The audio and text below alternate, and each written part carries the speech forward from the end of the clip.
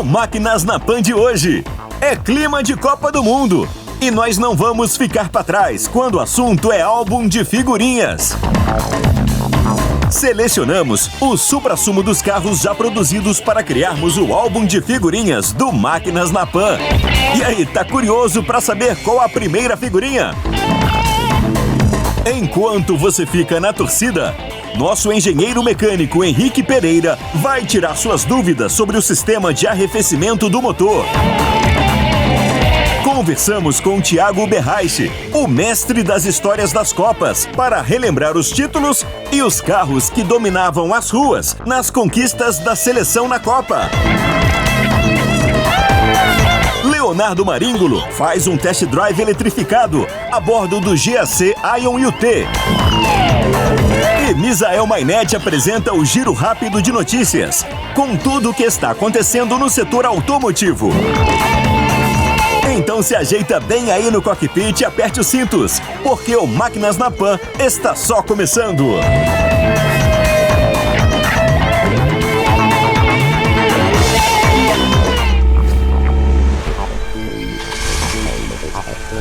Máquinas na Pan.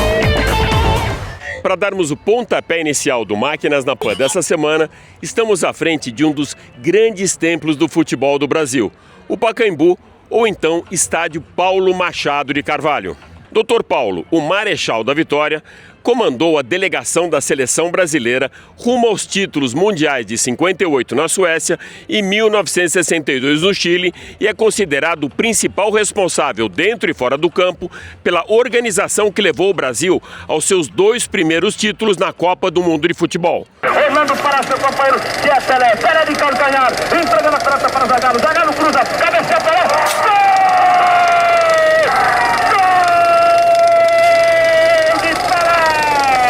Para nós da Jovem Pan, um orgulho ainda maior. Foi ele quem fundou a Rádio Pan-Americana, a atual Jovem Pan e a TV Record, ícone de uma época onde seus memoráveis shows do Dia 7, Jovem Guarda, Família Trapo e Festivais da Música brilhavam muito, porque agora é pra valer. E como todo bom brasileiro, já começamos essa jornada com as 48 seleções do mundo inteiro, comprando, trocando e garimpando os craques do álbum de figurinhas da Copa. Essa Brasil, é você Romário, bateu, gol! Mas não são somente essas figurinhas metálicas, extras e raras que são cobiçadas por colecionadores. O que nós vamos trazer hoje aqui para você é o álbum de figurinhas do Máquinas na Pan, com 6 dos carros mais raros do planeta, figurinhas carimbadas, únicas e mais que exclusivas para sua seleção dos sonhos. Selecionamos 6 por 2 motivos. Primeiro, porque a 6ª e última figurinha será colada no dia 18 de julho, véspera da grande final da Copa. E segundo, porque esse é o número mágico do Hexa. Então a gente vai já para a primeira figurinha rara do nosso álbum, a Bugatti Voiture Noir.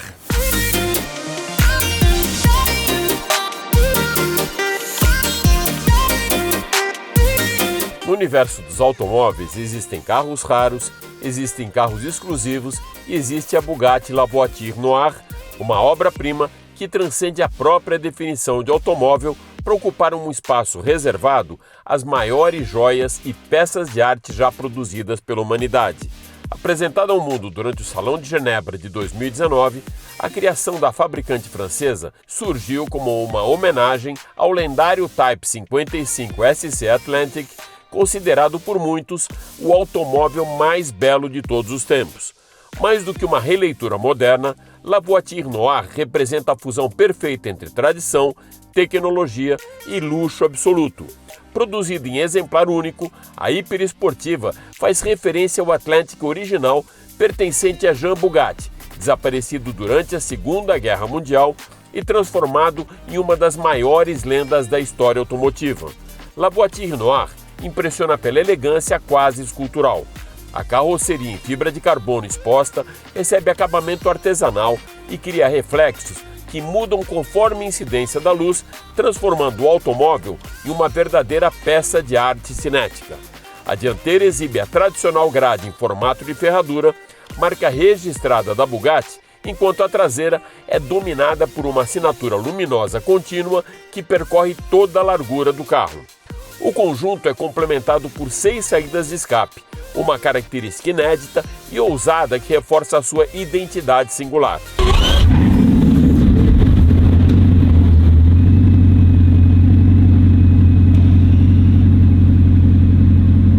Debaixo do capô, pulsa um dos motores mais impressionantes já instalados em um automóvel de produção, o W16 de 8 litros e 4 turbocompressores que entregam 1.500 cavalos de potência, permitindo que a exclusividade seja acompanhada por um desempenho digno dos maiores hipercarros do planeta. É um automóvel criado para despertar sensações, celebrar o artesanato automotivo e demonstrar até onde a engenharia pode chegar quando os limites financeiros deixam de existir. O interior segue a mesma filosofia: couro nobre, alumínio polido, detalhes produzidos manualmente e acabamento impecável que transformam a cabine em um ambiente tão sofisticado quanto o interior de um iate de luxo ou de uma suíte presidencial. Cada componente foi desenvolvido para atender aos desejos específicos do seu proprietário, reforçando o caráter absoluto e exclusivo do projeto. Avaliada em valores que a colocam entre os automóveis mais caros da história, a Bugatti La Voiture Noire é muito mais que um meio de transporte. Ela representa status, tradição, engenharia de ponta e uma rara combinação de luxo e emoção que poucas máquinas conseguiram oferecer ao longo da história. Em um mundo cada vez mais dominado pela produção em massa, La Voiture Noire surge como um lembrete de que algumas criações existem apenas para inspirar. Uma joia de 4 rodas, construída não apenas para ser conduzida, mas para ser admirada, colecionada e eternizada. Bela máquina, não é mesmo? Essa é a verdadeira joia de 4 rodas e muito exclusiva. Uma figurinha rara com tiragem de apenas um exemplar e criada com exclusividade para aquele comprador que não se preocupa e nem esquenta a cabeça com o preço dos combustíveis.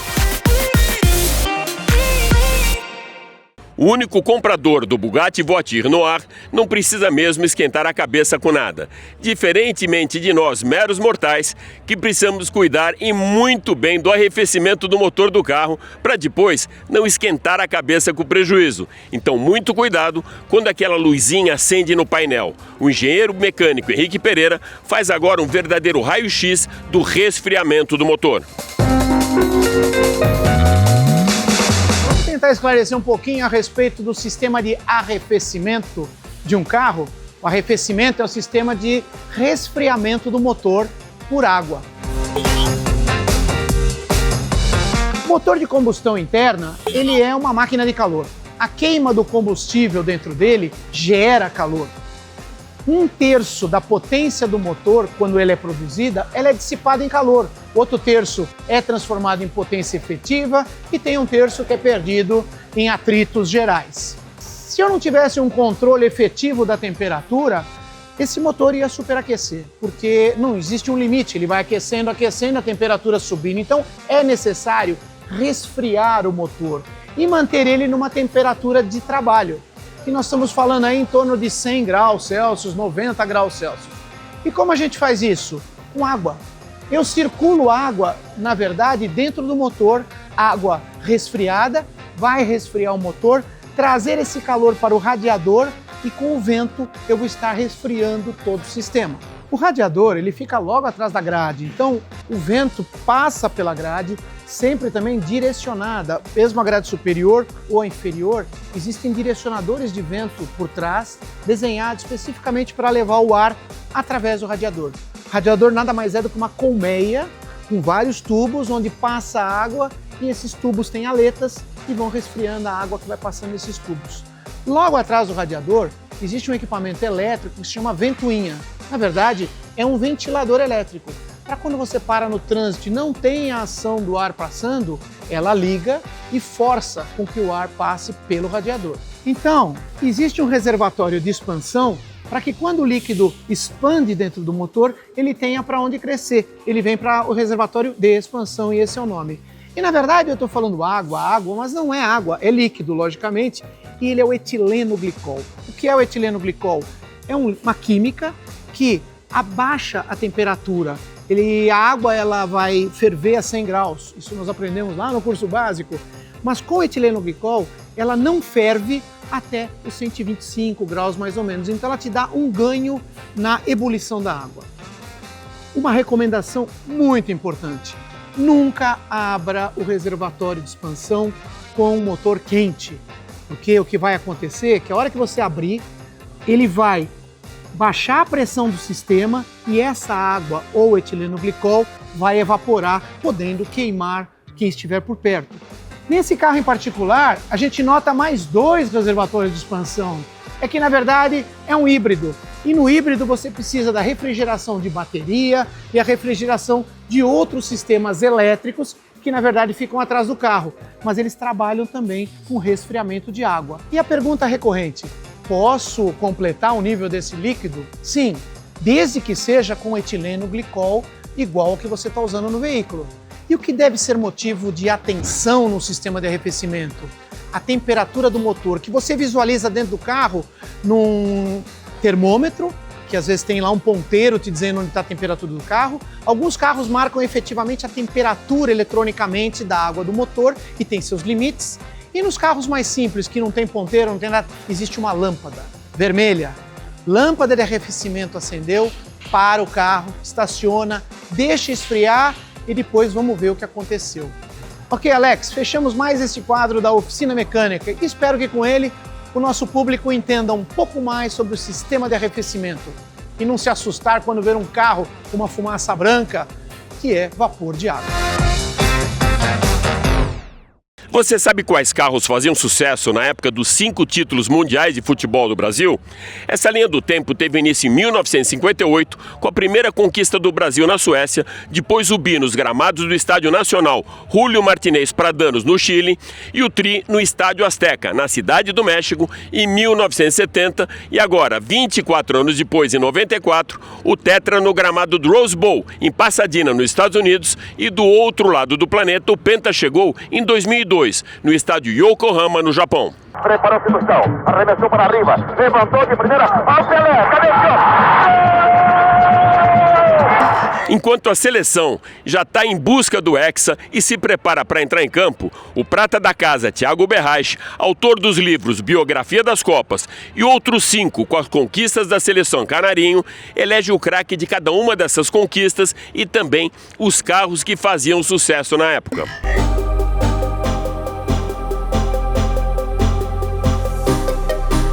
Uma das maiores seleções que o Brasil já teve e um cartão de visita Pelé e Garrincha no mesmo time, né, assustando as plateias da Europa, né, muita gente nem sabia onde ficava o Brasil. Incrível. Então, se existe um embaixador do Brasil que é o futebol, o grande nome que levou o Brasil é o Pelé, principalmente. O Garrincha tem todos os méritos, em 62 a gente vai falar, ele ganhou a Copa por ele e por Pelé, que se machucou no segundo jogo. 58 e 62, que essa legenda pro Dr. Paulo veio com o Marechal da Vitória. Já veio em 58, né? Isso daí, quem deu... Pelo menos essa é a história que conta, não é? Quem deu esse título, Marechal da Vitória, foi o pai do Mauro Betting, o Joelmir Betting, que na época era jornalista esportivo, ele não tinha nada a ver ainda com a economia, e aí eles estavam fazendo a capa do jornal do dia seguinte, depois do título da seleção brasileira, em 29 de junho de 58, o Brasil goleou a Suécia por 5-2, até hoje é o placar mais elástico numa final de Copa do Mundo, e aí ele colocou Marechal da Vitória, Paulo Machado de Carvalho. Então, esse é o título que legal. Do Marechal da Vitória, do Paulo Machado de Carvalho, que tem muito a ver com a gente aqui na Jovem Pan. Certamente. Destaques de automóveis nessa época, você lembra de algum? Dentro das suas pesquisas, apareceu algum grande automóvel ou aquele que era ícone de 58? Olha, eu acho que nesse caso você tem muito mais gabarito para falar sobre carros, né? Mas me lembra de uma história, porque depois do título da seleção brasileira, os jogadores do Brasil ganharam muitos prêmios, ganharam carros, ganharam tudo, né? né? Automóvel. Até teve uma discussão que eles poderiam ter um financiamento facilitado para comprar casa própria, né? E o Pelé, que tinha 17 anos, o Pelé só faria 18 anos em 23 de outubro de 58. A final da Copa foi em junho de 58. Então ele ainda tinha 17 anos.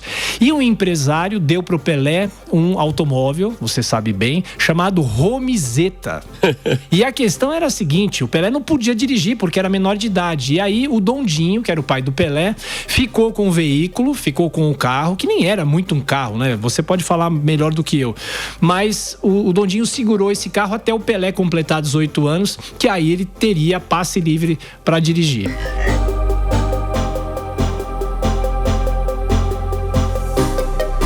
O Garrincha jogou por ele e por Pelé.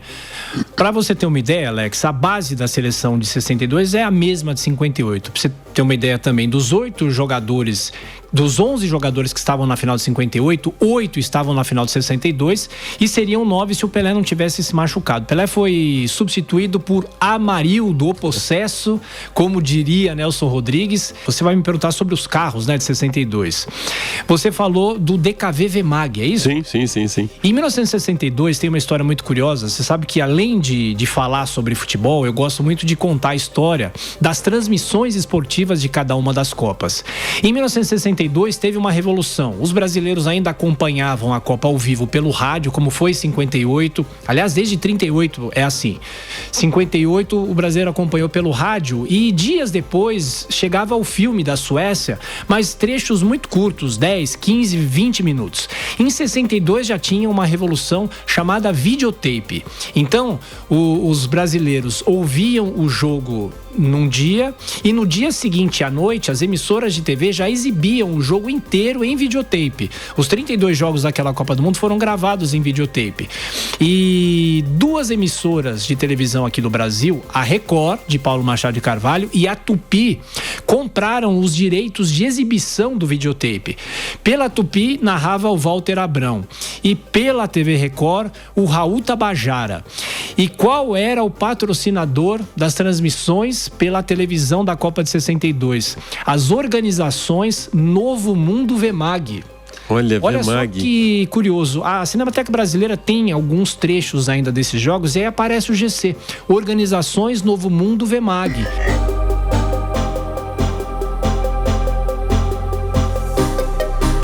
Aí chega 1970, o Saldanha é demitido, o Zagallo assume a seleção faltando 78 dias para a estreia do Brasil, que foi em 3 de junho contra a Tchecoslováquia, em Guadalajara. E aí todo mundo não sabia o que a seleção ia fazer dentro de campo, né? Tinha até as pessoas que eram contrárias à ditadura na época, que diziam que iam torcer contra a seleção, porque sabiam que se a seleção fosse campeã do mundo, isso podia fazer com que o regime usasse a conquista do título, né? Mas quando você tem Pelé, Jairzinho, Gerson, Tostão, Carlos Alberto. Gente, é um esquadrão de ouro. Eu nasci 6 anos depois, mas eu sou obcecado por aquela seleção. Para você é a seleção, a de 70. É a melhor seleção de todos os tempos. Tem muita discussão. As pessoas que são fãs da seleção de 82, eu gosto da seleção de 82 também, mas não dá para você comparar uma seleção que ganhou com uma que perdeu. Tem muita rivalidade, principalmente entre 58 e 70, né? Qual seleção era melhor? Agora, os números da seleção de 70 são incontestáveis, né? São 6 vitórias em 6 jogos, 19 gols marcados e o Pelé também no auge, né? Foi a última Copa do Pelé. Ele inaugura aquele capítulo da história dele, né? Que são alguns lances que ele fez que não foram gols, mas são lembrados mais do que muitos gols que ele fez. Bom lembrar que quando eles foram campeões do mundo, o Maluf, que era prefeito de São Paulo, deu... tem história dos Fuscas, verdade. Jogadores, só que ele usou dinheiro público para dar os carros para os jogadores. Então ele respondeu na justiça por muitos anos. E você falou... E teve que pagar, né? Teve que tirar dinheiro do bolso para ressarcir o erário público. O erário, né? E você falou do Landau, meu pai teve um LTD, você acredita? Esse era o top de linha. Eu sabia, mas Landau, ele teve já um segunda mão lá nos anos 80, e aquela banheirona, maravilhoso, né? Maravilhoso. E era um LTD branco, né?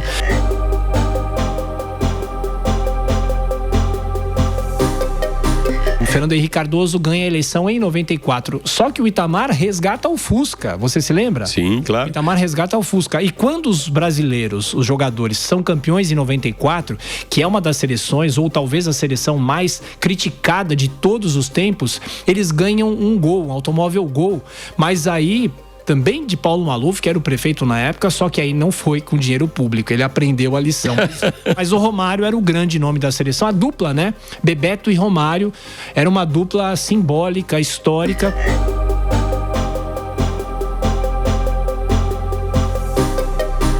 Ronaldo, né? Ronaldo Sem dúvida alguma, né? Sem dúvida. E olha, o que é interessante nessa Copa, que é uma seleção que ganha os 7 jogos, né? Desde 74, quando a FIFA faz com que o vencedor de cada Copa faça 7 jogos, o Brasil é o único país a ganhar os 7 jogos. Então foram 7 jogos, 7 vitórias, e o Ronaldo, artilheiro da Copa, com 8 gols. 2 carros me chamaram muito a atenção, porque eram propagandas muito presentes nos jornais e nas revistas, né? Você falou do Ômega, né? Lá atrás, sim. Mas também o Vectra. Sim, o Vectra. Eram carros de luxo, não é isso? Sim. Era mais equipado, não era um de luxo tão de grande porte, mas era mais equipado.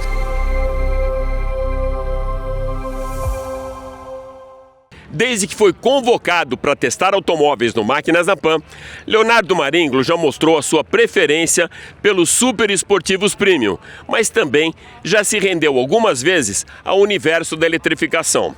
Então, para deixar você ligado na tomada, o Léo testou o GAC Aion UT, que chega ao mercado para brigar por uma fatia da eletrificação dominada pelo Dolphin da BYD e pelo EX2 da Geely. Grande Alex, olha eu aqui de novo, hoje para mostrar o lançamento da GAC, o Aion T, um concorrente de peso para os elétricos de entrada. Bora ver! Como de costume, vamos começar aqui pela dianteira, né? A gente já percebe de cara que ele é bem minimalista. A gente tem, obviamente, aqui a escrita, né, da versão aqui que é o Aion, né, o modelo. A gente tem o farol, que ele é a estilo gota, tá vendo? Ele lembra um pouco uma gota. E uma coisa bem curiosa, tem até um farol de milha aqui na parte de baixo, que é coisa bem difícil da gente ver nos carros da atualidade. E um outro detalhe também é que a gente tem a grade de arrefecimento mais para baixo, que também é uma característica de carro elétrico, justamente para arrefecer apenas as baterias aqui do motor elétrico do Aion UT. Aí a gente tem também duas questões. Esse carro ele vem para bater de frente, obviamente com os concorrentes, que é o Geely X2 e o BYD Dolphin. Então ele vem aí em peso realmente para essa categoria de carros compactos, elétricos no caso, né? Bom, ele é um carro que ele já vem equipado com rodas aro 17, então tanto na versão Premium quanto na versão Elite. E a gente também tem um bom tamanho, são 4,27 de comprimento e 2,75 de entre-eixo. Então eu vou mostrar para vocês lá dentro daqui a pouco, a gente vê que ele tem um bom espaço e ele vai dar bastante trabalho aí para esses concorrentes, viu? E a gente começa até vendo também que pela coluna C a gente já identifica que a gente tem um bom espaço aqui atrás. Então se a gente seguir aqui para a traseira, a gente vê que ele segue a mesma linha do farol, ele segue na lanterna, então é o mesmo layout.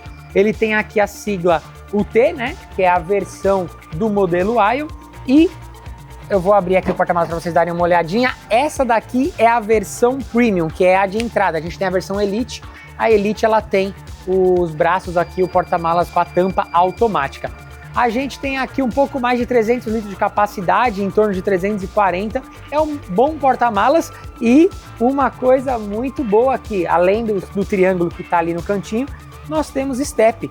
Então, se por acaso a gente tiver algum acidente aí no meio do caminho, a gente consegue fazer essa troca. Mas bora lá para dentro que eu vou mostrar para vocês como é que tá o interior do Aion T. No interior aqui do Aion T, a gente já tem duas coisas de conforto aqui que me chamam a atenção. Esse daqui que eu tô agora é o Premium, então ele é o base, mas eu vou falar o que também entrega no Elite. O Elite entrega pra gente bancos ajustáveis elétricos, aqui de 6 vias, e aqui de 4 vias no passageiro e com ventilação. É muito difícil carros nesse porte entregarem bancos com 6 vias o do passageiro também com ajuste elétrico e ainda mais com ventilação. Então, para mim, isso já é um ponto muito positivo aqui no ION-T. A gente tem outras duas coisas também. Então, de cara, as duas telas, o cluster é multimídia. A gente tem visto muito no mercado, principalmente nos carros chineses, ter uma tela só, central e eliminando o cluster. Eu particularmente não gosto muito, eu prefiro assim, quando tem as duas, porque eu não preciso tirar o foco quando eu estou dirigindo, olhando para o meio aqui, para o centro, né, e perdendo toda vez o meu ponto de visão. Então, para mim, aqui, desse jeito, é a configuração perfeita. Então, o que a gente tem aqui apenas do que as duas telas? A gente tem um console livre, até porque a alavanca de câmbio veio aqui para a direita do volante, então a gente ganha um carregador de indução aqui no console, também na versão Premium, né? Na Premium não, desculpa, na Elite, mas é que quando a gente vai falar que é uma versão mais Premium. E tem algumas outras coisas, então, por exemplo, o teto solar panorâmico a gente só tem na versão Elite também, o ADAS a gente só tem na versão Elite, a tampa do porta-malas eletrônico, como eu falei. Então são algumas comodidades e conforto que a gente vai acabar tendo só no outro. Mas tem uma coisa que ainda se mantém aqui que é bem legal, que é o airbag, na verdade são 6 airbags, né?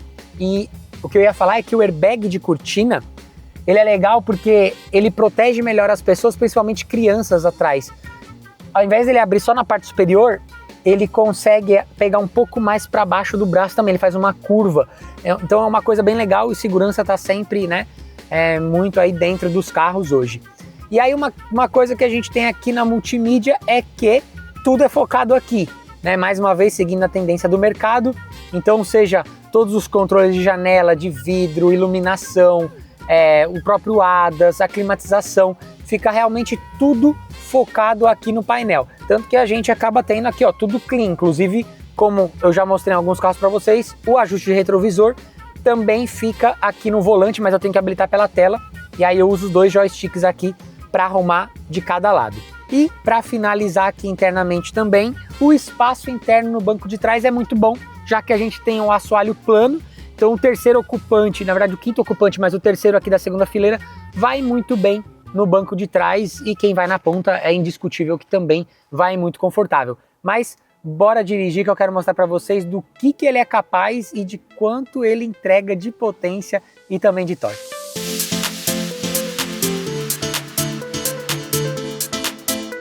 O motor, então, aqui no caso do ION-T, ele está na dianteira, mas ele não está debaixo do capô, ele está no eixo dianteiro.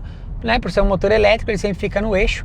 Aqui no caso a gente tem uma entrega de 204 cavalos, 21 kg de torque e um 0 a 100 aí na casa dos 7 segundos, 7.2. O carro é levinho, então a gente tem sempre aquela característica de carro elétrico, que é a entrega do torque instantâneo. Então esses 21 kg de torque e esses 204 cavalos são mais do que o suficiente aqui para o GAC ION-T. A gente tem uma outra questão também, que é a autonomia.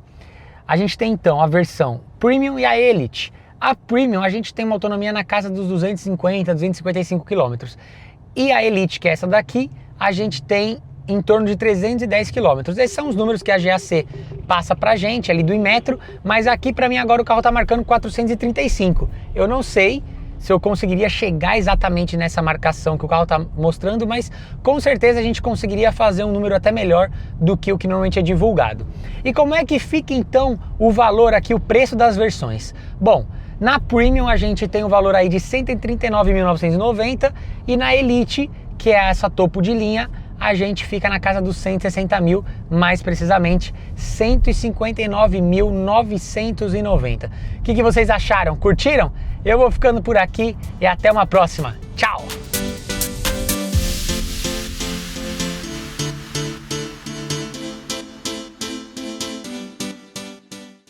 Bom, coloca agora a bola no centro do gramado, 0 cronômetro e apita o início do jogo, porque o titular da nossa seleção, Misael Mainetti, vai mostrar para você os melhores momentos da indústria automotiva no giro rápido, que tem muitos gols de placa do artilheiro da Jovem Pan, Derek Flores.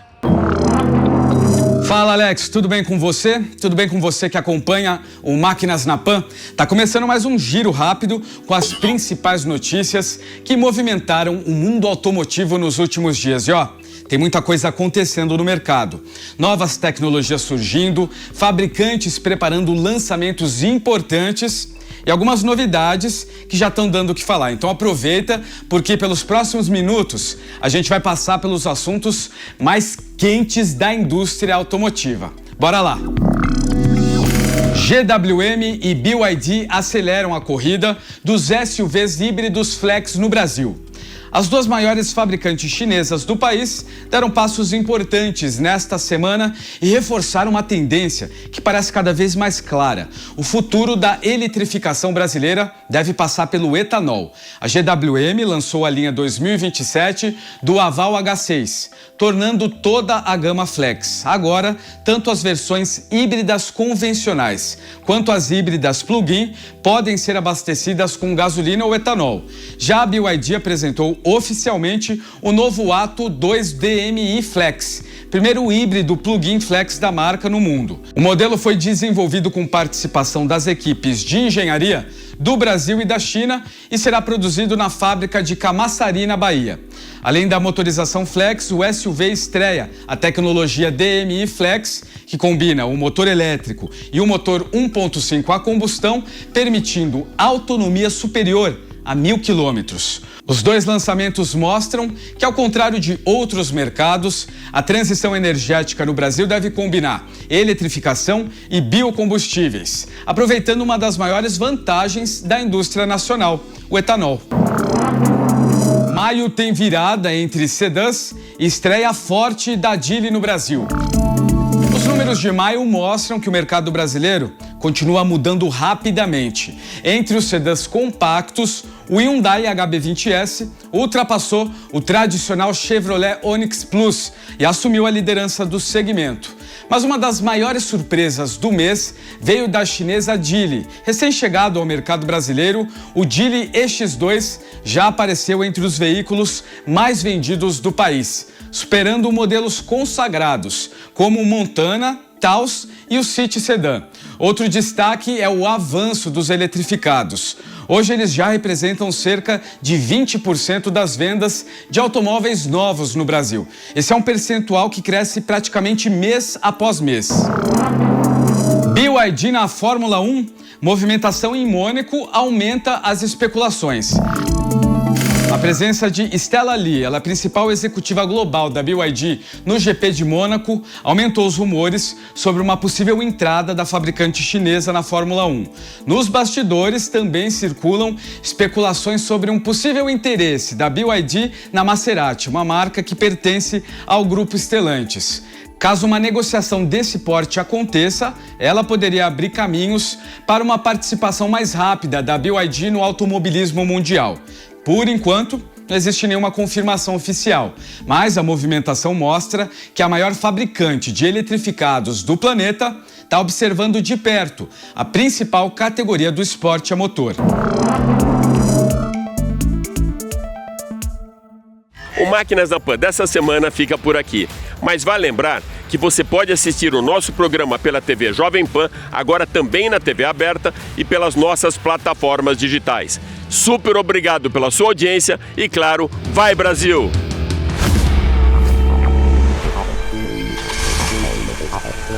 Máquinas na Pan. A opinião dos nossos comentaristas não reflete necessariamente a opinião do Grupo Jovem Pan de Comunicação. Realização Jovem Pan.